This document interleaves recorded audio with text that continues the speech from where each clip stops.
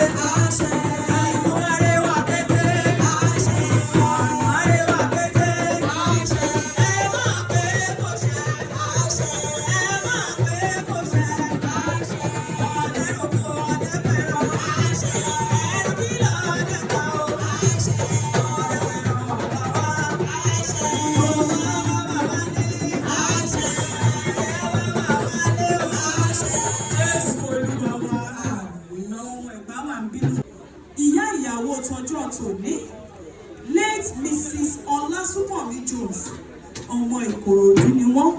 Ṣé bẹ́ẹ̀ ni lóòótọ́? Bẹ́ẹ̀ ni. Aha!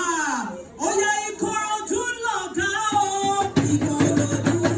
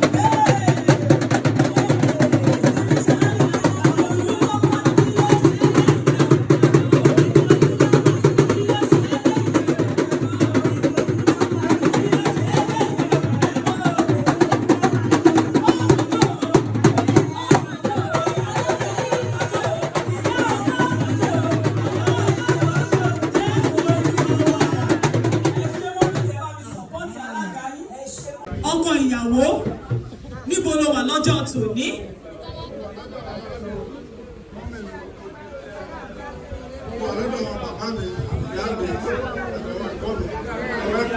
Mọ́mí àti dáàdì gbogbo ẹgbẹ́ bá mi fọ́kọ̀ ìyàwó yìí láti ọwọ́. Ọmọ tí wọ́n kọ́ tó gba ẹ̀kọ́ ni. Ọlọ́run wà nílé mọ́mí òun àti ilé dájú òun.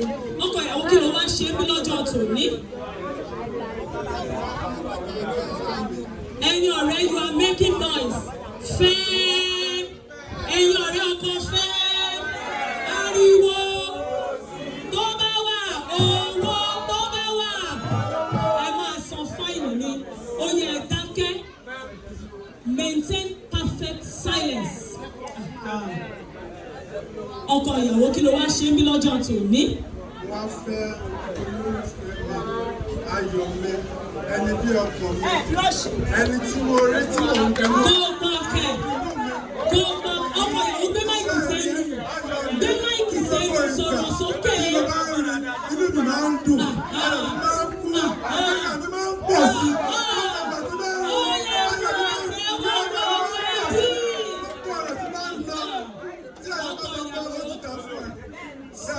Ẹ̀wọ̀n tá a bá fọkọ ìyàwó yìí ní ààyè, ó máa bẹ̀rẹ̀ sí qualify Balikisi títí dalẹ́ ni ó ti tó. Ọkọ ìyàwó Balikisi sọ fún mi, ó ní tí n bá ti rọ́kọ òun.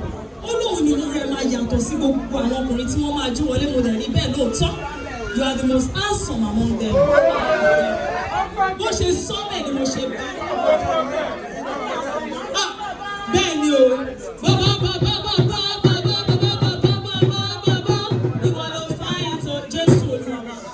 ó tún wá sọ wípé ó wà physically fit, ó lè wà financially buoyant, ó tún sọ wípé ó wà spiritually filled. Ó ní gbogbo ẹ̀lẹ́mí máa test lẹ́yìn. A sì wà lásìkò test báyìí o, examination la fẹ́ ṣe. Ọkọ ìyàwó jẹ́ ká bẹ̀rẹ̀ pẹ̀lú spirituality. Jọba mi ka verse tó ń mú ẹ́ nínú Bíbélì.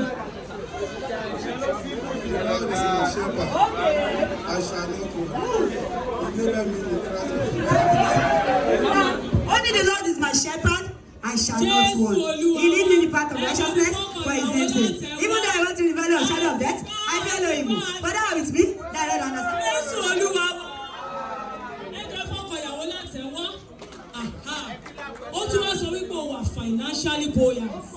Ọkọ ìyàwó denomination mélòó la ní Nàìjíríà? Bá mi yọ síta.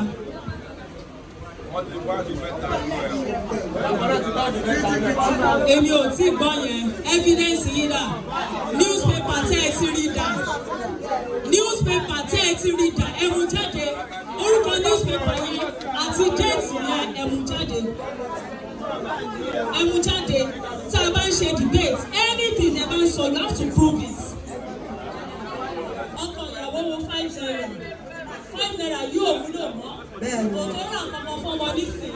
Ọkọ ìyàwó lórúkọ Jésù ayé òní di rádaràdà. Ṣé wá rí 10 naira ó pọ́n láṣọ? Ọkọ ìyàwó ò ní pọ́n láṣọ. Àmì Jésù. Ṣé wá rí 20 naira múrítàlá ló wà ń bẹ́ẹ̀? Àgbàrá ẹ̀jẹ̀ ló bá lọ. Kí àwọn ọkọ̀ lẹ́nu àwọn ọ̀rẹ́ o. Àmì Jésù. Àmì Jésù. Ṣé wá rí 50 naira? Wàzóbíà ó dúró fún ìṣọ̀kan. Àárín ìwọ̀n àti Bàlíkìsì onídàrú ìfẹ́ yá dalẹ̀. Ṣé wá rí 100 naira? Àpáta wà ń bẹ̀. Ẹyin tó bá forí sọ àpáta kí ló máa ṣẹlẹ̀? Ó máa rú owó. Ó máa rú owó ni o. Tó fẹ́ dojú ìjà kan yín, wọ́n máa fọwọ́ ara wọn ṣe. Àmì Jésù. 200 naira ó green. Ẹ jọ̀ọ́ ẹ máa bá ṣe àmì ẹ jọ̀wọ́. Lórúkọ Jésù, Àtiwá àti Bàlíkìsì ẹ̀ níyàgò. Àmì Jésù. Ẹ̀ níyàgò alẹ́. Lórúkọ Jésù ṣe wá ní 500. Àmì. A máa fi gbàdúrà wípé àti lọ sókè òkun kò ní nira fún ẹ. Àmì. Nira fún Bàlíkìsì. Àmì Jésù. Àmì Jésù Kristi. 1,000 naira. Òun ṣì lọ bọ́ owó Nàìjíríà. Bẹ́ẹ̀ ni dọ́là wa nìyẹn. Nígbàkigbà tó bá nílò owó nídìílé ìyá nídìílé bàbá láàárín ọ̀rẹ́ láàárín ẹbí ìwò wà ní faraṣẹ́ o. Àmì Jésù Kristi. Owó nínú owó ni. Àmì. Owó ò ní kọ́sàlẹ̀. Àmì Jésù. Jésù Olúwa wa. Àmì, àmì, Àti tẹ̀sí ẹ̀ báyìí. Àti wípé ọkọ ìyàwó wà financially buoyant. Okay, physical ability by ẹ̀mọ̀ pé mo ní tẹ̀sí mẹ́ta ni. Bẹ́ẹ̀ni. Ó ló wà physically fit. Bẹ́ẹ̀ni, ó ti pass yẹn. Everybody stand at an attention. Attention. Okay. Left. Left. Oya left, right. Aha, lẹ́fù rege. Oya Lẹ́fù rege. Oya Lẹ́fù rege.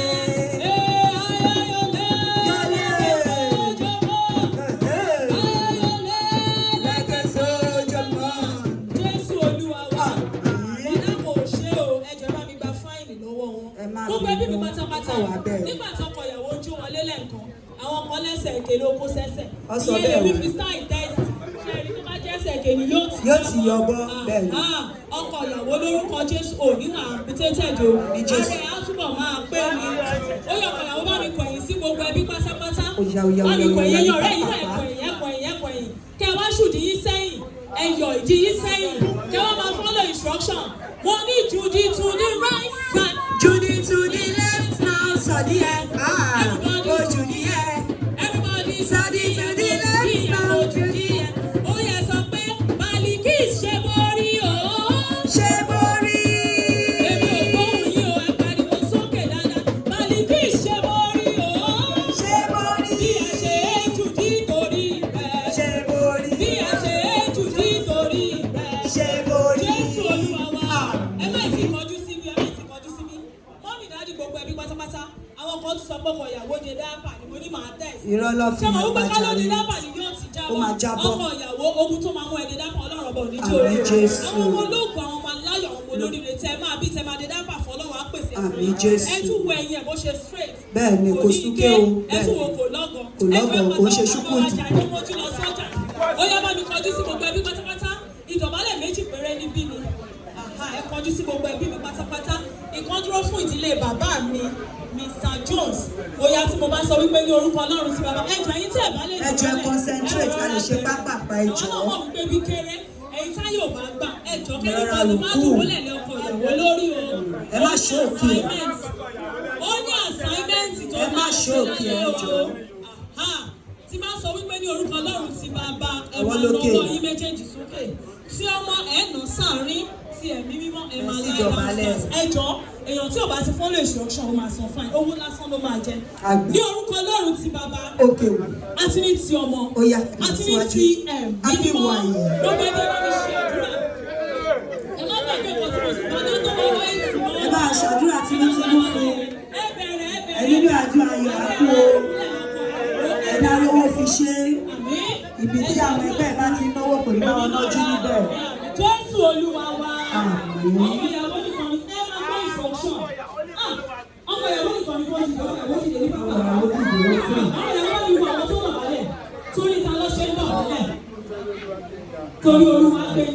ẹni bá mi gbé máìkì fún ó yá bá mi tún padà wọ̀ sọ fún ọmọ wọn ṣe gan. ẹ ṣe gan-an ni o. ọkọ ìyàwó wọn lóore o. ẹ ṣe gan-an ni ẹ̀yin náà yúlò ṣe o. ẹ̀yin náà yúlò ṣe fún ọmọ ọlọ́run. àgbà àti ọlọ́run. àmín.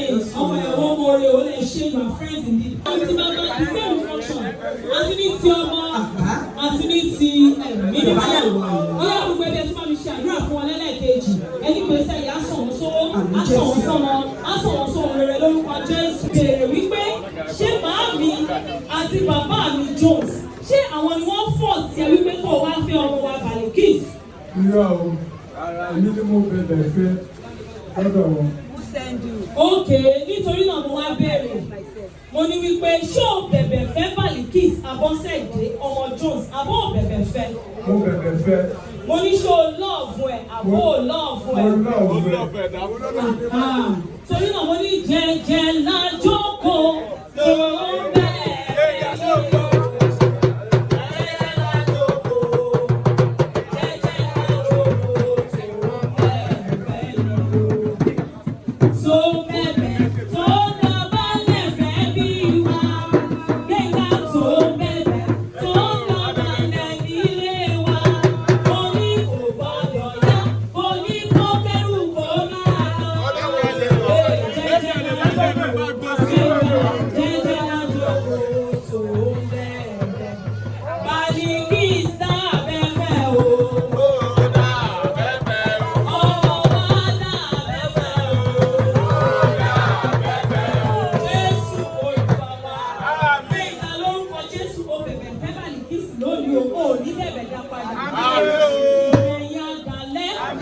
Jésù Olúwa wa.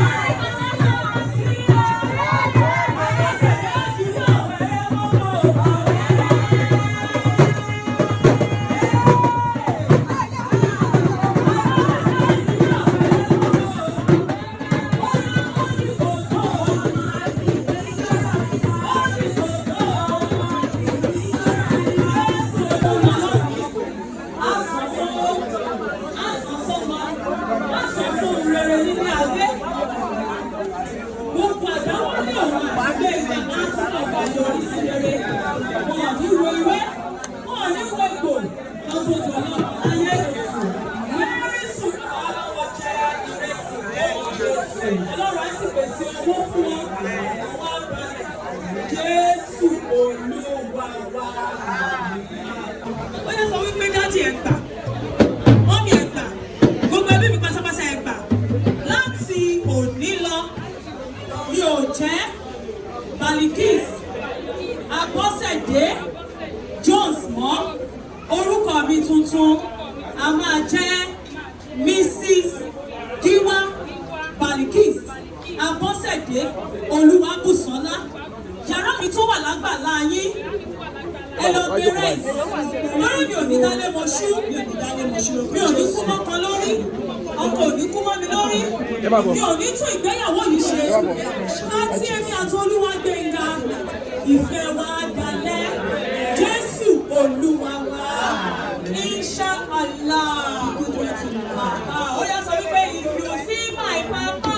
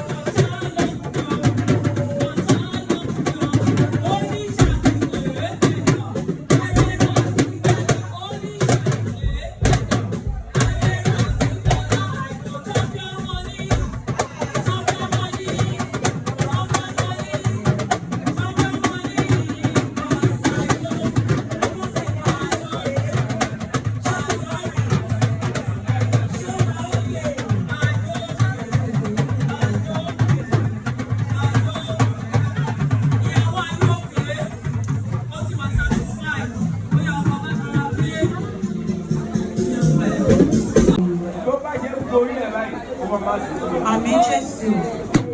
Èyí tí Ọlọ́run ń pè sí etí odò tí sì jẹ́ èso rere nígbà gbogbo. Ìbejì, akọ, abo, gbogbo ọmọ ọdún ẹ̀ èyí ló máa bì fún. Nígbà á dẹ̀ tún mọ ọmọ ẹ̀, wàá mọ ọmọ ẹ̀, Gbogbo tó rí ìgbà ìṣe lónìí, wọ́n náà ṣe fún ọ. Àmín Jésù. Àmín Jésù. Àmín. Ṣe fún àlàáfíà. Ayọ̀. Gbogbo ẹnikẹ́ni ìjà bá bí nínú obìnrin. Èyí tí a bá bí nínú obìnrin, ọkùnrin ni, obìnrin ni, ọ̀dọ́mọdé ni, alàgbà ni, èyí tó bá dáfà, Olúwa bá mi dá àpá. Àmín Jésù. Èyí tó bá ní kó dára fún ọ yóò dára fún ọ. Àmín. ìgbéyàwó yín yóò so èso rere lórúkọ Jésù Kristi. Gbogbo adùn tó ń tẹ̀lé ìgbéyàwó Ọlọ́run ọba á fi fún yín. Jésù Olúwa wa. Àmín. Ìfẹ́ yín á dalẹ́ o.